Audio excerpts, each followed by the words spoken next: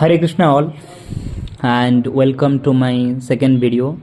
So today we are going to discuss about second shloka in Mahabharata.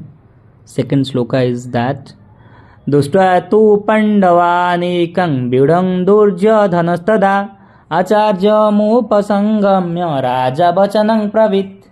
Sanjay said, O king, after looking over the army arranged in military formation by the son of Pandu, King Duryodhana went to his teacher and spoke the following word. Properties Dhritarashtra was blind from birth. Unfortunately, he was also bereft of the spiritual vision. He knew very well that his sons were equally blind in the matter of religion, and he was sure that he could never reach an understanding with the Pandavas, who were all pious since birth. Still, he was doubtful about the influence of the place of pilgrimage, and Sanjay could understand that motivate in asking about the situation on the battlefield. Sanjay wanted, therefore, to encourage the despondent king and thus assured him his son were not going to make any sort of compromise under the influence of the holy place.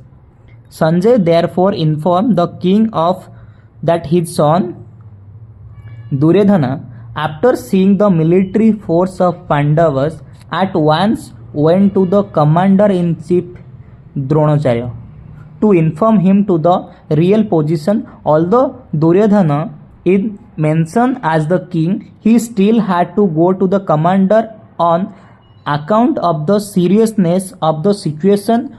He was therefore quite fit to be a politician.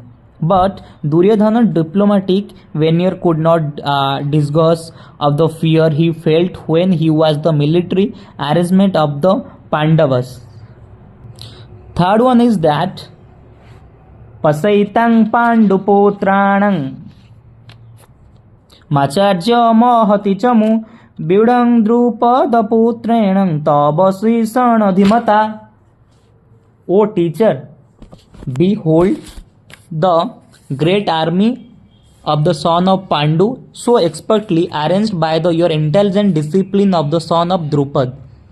Proper is that Duryodhana is a great diplomat, wanted to point out the defeats of Duryodhana. The great Brahman commander-in-chief Dronacharya had some political quarrel with King Drupada, the father of Draupadi, who was Arjun's wife. As a result of his quarrel, Drupada performed a great sacrifice by which is received by the benediction of having a son who would be able to kill Dronacharya.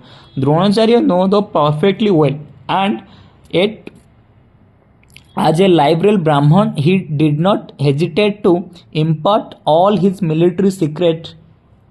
When the son of Draupad, Drushtadamnu, was instructed to him to military education, now on the battlefield of the Kurukshetra, Drushtadamnu took his